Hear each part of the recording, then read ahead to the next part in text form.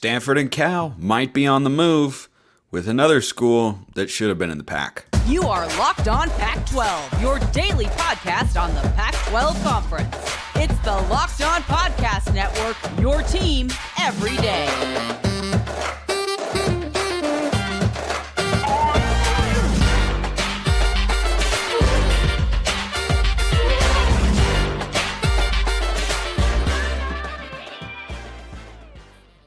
Welcome, everybody, to another episode of Locked On Pac-12. I'm your host, Spencer McLaughlin. Thank you so much for making this your first listen or your first view of the day. Part of the Locked On Podcast Network, your team every day, and your number one source to stay up to date with our media rights and mostly team-free and, I think, kind of beloved Conference of Champions. We might be losing more teams soon here in just a moment. Like, comment, subscribe.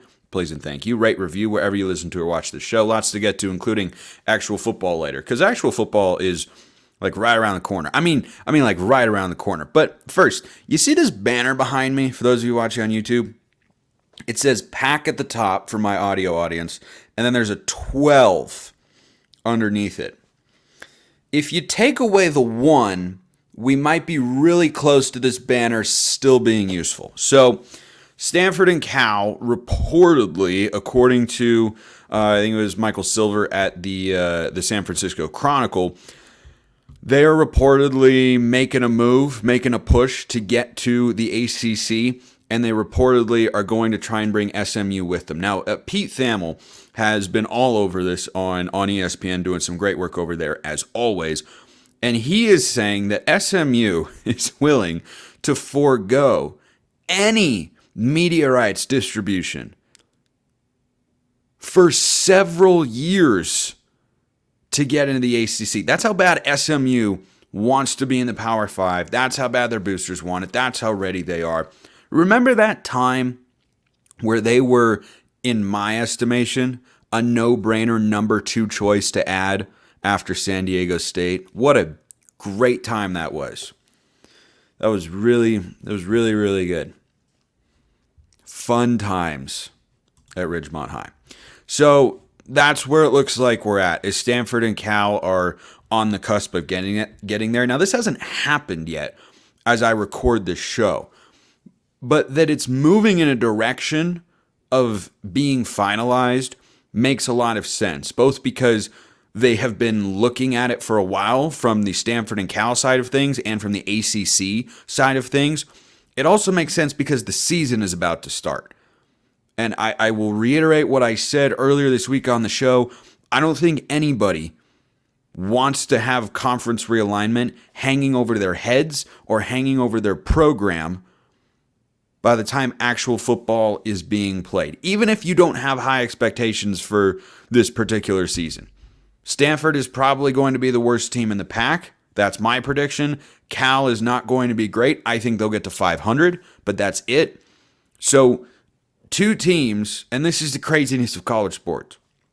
I've made all my record predictions for everybody except Oregon. I'll do that on Locked On Ducks eventually if you want to check it out. But long story short, I think Oregon goes 10-2 this year. It's kind of my favorite record prediction across the Pac because I think it's a smorgasbord of really, really good teams, but no dominant teams anyway. So I think that with all the record predictions I've laid out, it's crazy that 2 teams who I predict this year to go a combined, 8 and 16, I think Stanford goes 2-10, Cal goes 6-6, are on the precipice of perhaps getting a Power 5 invitation, along with a school in SMU that has not done anything of major note in the college football world. Meanwhile, 2 schools who I think this year in the regular season will go a combined 16-8 are likely to be then left to the Mountain West or the American. The Mountain West seems to be the most logical option at this point in time. So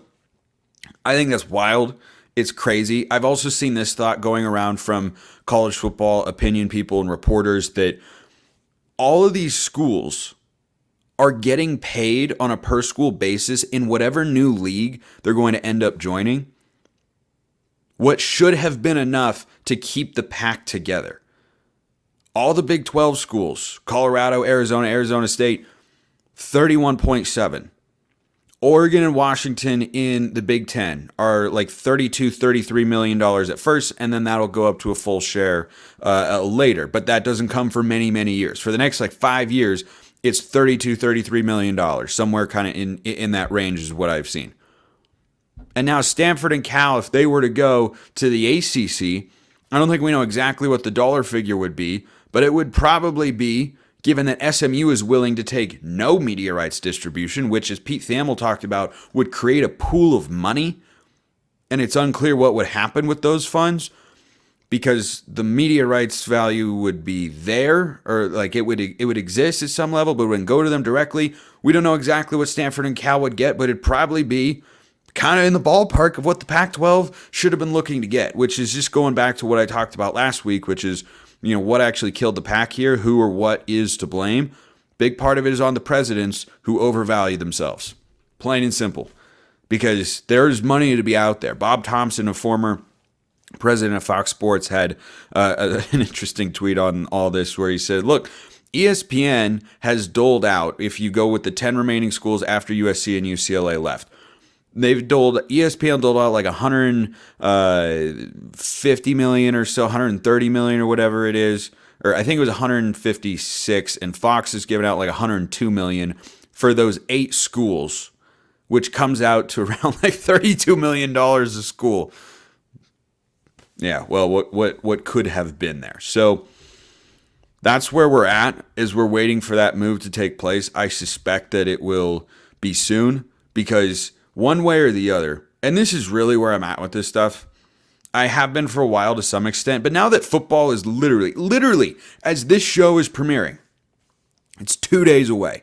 USC plays 2 days from the time that this show airs, whether you're listening to or watching it. 2 days away. I'm so ready for this to be over. Look, there's no good outcome. Good outcomes stop being possible, now we know after the fact, when the Pac-12 presidents decided we want close to $50 million a year. That's when good outcomes stopped being attainable. But now that we're in this space and we're all playing this game, I think everyone wants finality, both the people involved and commentators like myself, fans like you. And I think the schools want them as well, because how much longer? I know that Oregon State, Washington State, and Cal are not recruiting powers. Stanford is capable of recruiting at a high level when you're talking about kids coming from the high school ranks. But everyone, I think, is getting to the point where, okay, you have major recruiting weekends during the season. You've got to be able to tell your kids what they're going to be doing one way or the other, what you're going to be doing as a program, where they're going to be playing, who they're going to be playing against. And mostly, I suggest most of you are in this camp as well. I'm just over this crap. Like, just give me the football already. Just put Stanford and Cal in the ACC and put Oregon State and Washington State in the Mountain West. I think that stinks for reasons that I've talked about. Oregon State, Washington State don't deserve that. Their fans don't deserve that. Their coaches, the universities, they have done everything right, and they are going to be punished. And I think that sucks. But that's the world that we're in. And can you just do it already? Like, if I'd been taken hostage by some evil terrorist organization and I was just sitting there in a chair and they just left me there, eventually I'd be like, okay, whatever is about to happen here that's going to be terrible, just do it already, because I'm tired of waiting and thinking about what it could be, and my imagination is running wild in ways that I really, really don't want. So just do it already. I think that's where most people are at. I suspect I'm not alone. I also suspect I'm not alone in wanting to talk about actual, honest-to-goodness football. Let's talk about eBay Motors, because it has something in common with football. Because for a championship team, it's all about making sure every player is a perfect fit. That's why you got to check out eBay Motors, because it's the same when it comes to your vehicle. Every part needs to fit just right. With eBay Guaranteed Fit, you can be sure every part you need fits right the first time around. Just add your ride to my garage and look for the green check to know the part will fit or your money back. Just like in sports and apparently in conference realignment, confidence is the name of the game. In conference realignment, confidence is sort of the name of the game. Confidence is the name of the game, though, when you shop on eBay Motors. With over 122 million parts to choose from, you'll be back in the game in no time. After all, it's easy to bring home a win when the right parts are guaranteed. Guaranteed fit, only available to U.S. customers. Eligible items only, exclusions apply. Get the right parts, the right fit, and the right prices on ebaymotors.com. Let's ride eBay.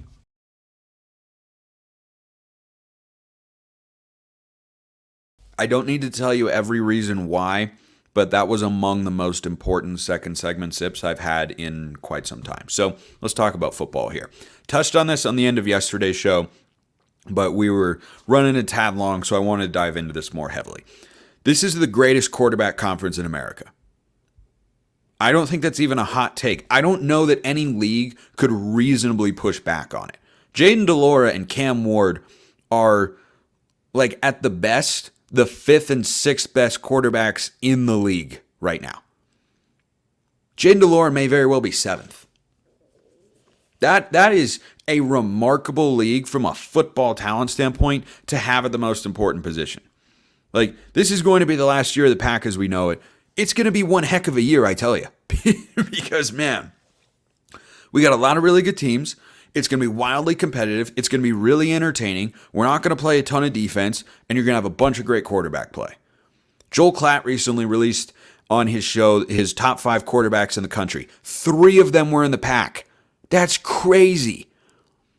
That's absolute, like, that's something that only in the lore of college football and water cooler conversations can only happen where they have elite players in the SEC. You can't have that in the Pac. Well, guess what? The transfer portal's here. And this is the way the world is now.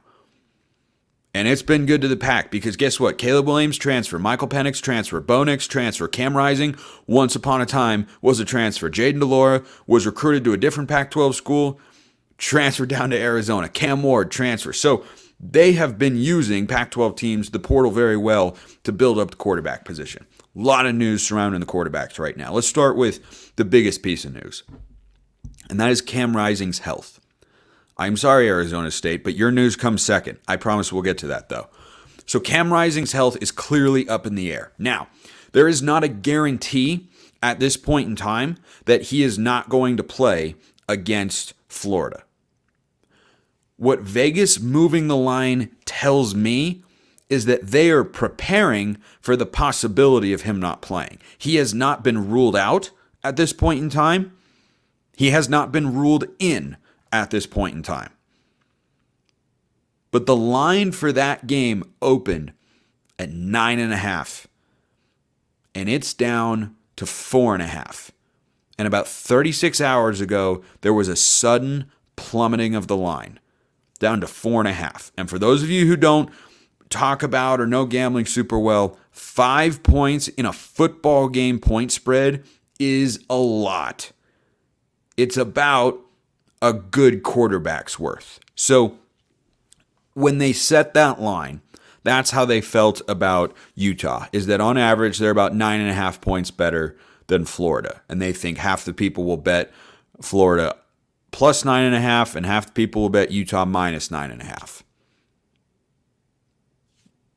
But given that that line's been available for a while, I think Vegas has adjusted the line to cover itself to try to get the bets to come in a 50-50 split. Because if you hear rumors about Cam Rising's health that will have a material impact, not just on the game, but on the Pac-12 championship picture as the season goes on, you as a sports book are trying to make money, and you're trying to, as I said, have 50% of the money on one side and 50% on the other.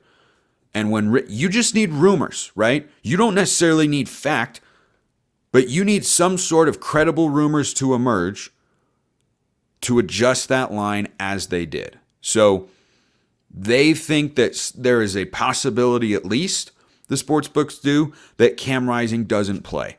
I don't think we're going to know until next Thursday, August 31st in Salt Lake City. That's when we will know. But this is the biggest quarterback story in the conference right now, easily. Because if he can't go week 1, he doesn't need to go in week 2 or 3 to win the Pac-12. He doesn't need to play in week 3 to win against Weber State, but they could go 0-2, as they did in 2021 in their other 2 non-conference games, and they could still win the Pac. That is a real thing that could happen. Not saying it will, saying it's possible. But that's contingent upon Cam Rising being healthy. And if he is unable to go in week 1, well, suddenly his status is up in the air in week 2. And they'd probably rest him in week 3 against Weber State. That's an FCS opponent. Even against a good program like the Wildcats, they're not going to have a problem there.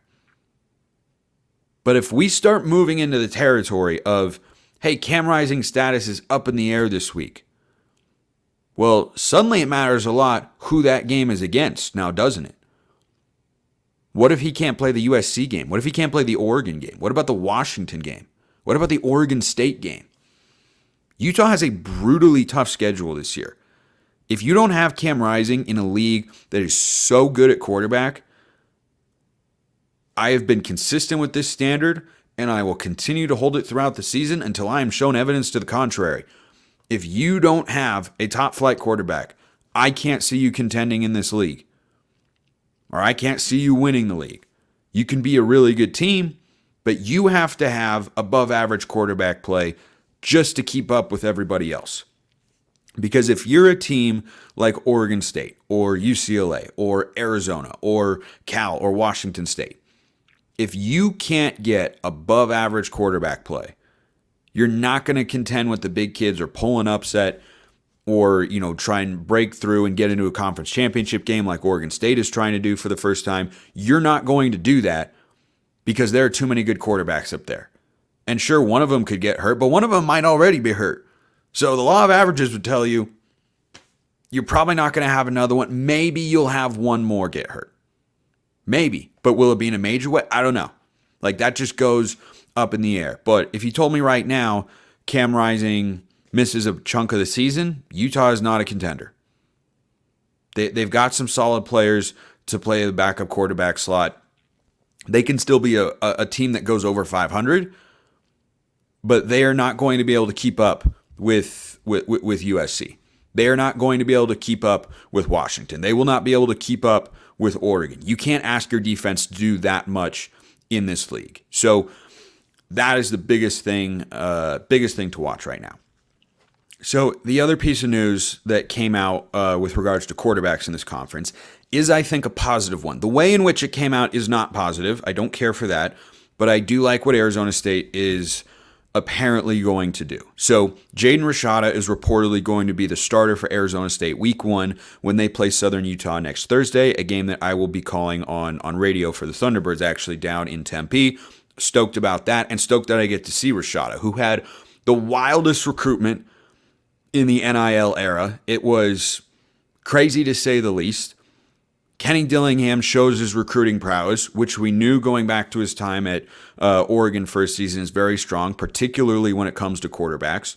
Oregon was in on and had verbal commitments from some really, really big-time players, most notably Dante Moore, who then went to UCLA once Kenny Dillingham left, right? That's Dillingham showing his value as a recruiter of quarterbacks. And then he goes to ASU, a place that had bottomed out, all the way out, in terms of recruiting. They were down in the 100s in the country. They had dozens of G5 schools recruiting at a higher level. It was bad. And Kenny Dillingham has flipped the standard there and landed Jaden Rashada, and that's his first kind of golden goose of a recruit. And so he's going to start. The reason that I like this, I don't like that it came about because of a Drew Pine injury. I never want anybody to get injured. It stinks. The reason I like this on the whole for Arizona State is because I am not expecting big things from the Sun Devils this year. Even when Drew Pine was starting, I thought, this is a 3 to 5 win team, probably 3 or 4. And I think with Rashada there, it's still probably a 3 or 4 win team. But you have to understand that this is a rebuild and that you're not trying to do anything this year except get yourself as ready as possible for the future as a staff, as a program, and for individual players. And the best way for Jaden Rashada to learn is to play. And so he'll be able to go out and start. He'll get experience, he'll get reps, and by the time you start to put together a roster that can compete in the Big 12 going forward, once they join it in 2024 and beyond, he will be the most ready he can possibly be. Now, whether or not they stick with him remains to be seen because, hey, maybe Arizona State surprises some people because it would be, this is a fair counterpoint to going against Jaden Rashada starting if they were to have their season play out in a way that few people expect.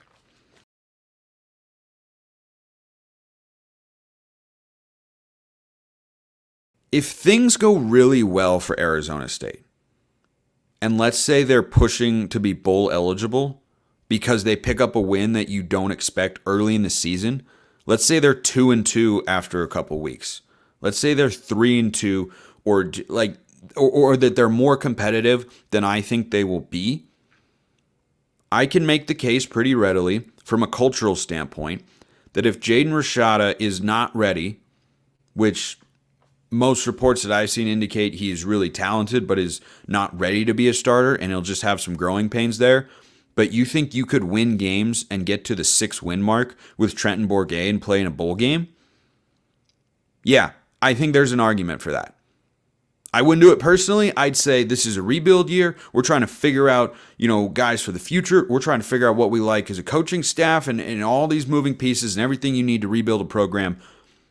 I would go with Rashada. But if they go, 2-2 and Bourguet's in there and doing well because Rashada really, really struggles and you're trying not to kill his confidence, then maybe that happens. But I could see that playing out if things were to go well. I think that would probably require wins against Oklahoma State and Fresno State. If they were to start, let's say they go play Southern Utah and Rashada doesn't look great, but Bourguet gets in there and he's much more refined because he's more experienced. He had a lot of starts last year. Let's say that happens and then somehow they beat Oklahoma State and then they beat Fresno State and they're 3-0. I mean, they could be pushing to be a top 25 team at that point in time. They would certainly get votes. When you pick up a Power 5 and a really, really good G5 win against the defending Mountain West champs, if they were to do that and Bourguet was in there, then okay, yeah, see what you can do, try and shock the world this season. I don't suspect that that's the case, but if that were to materialize, that's how I could justify, okay, yeah, Rashada needs to not play right now. You can sit and learn from a really, really good dude in Trenton Bourguet. So the other piece of quarterback news here. DJ Uiagalelei officially named the starter at Oregon State. I don't think this is indicative of there having been more of a competition than people might have thought. I think this was a formality.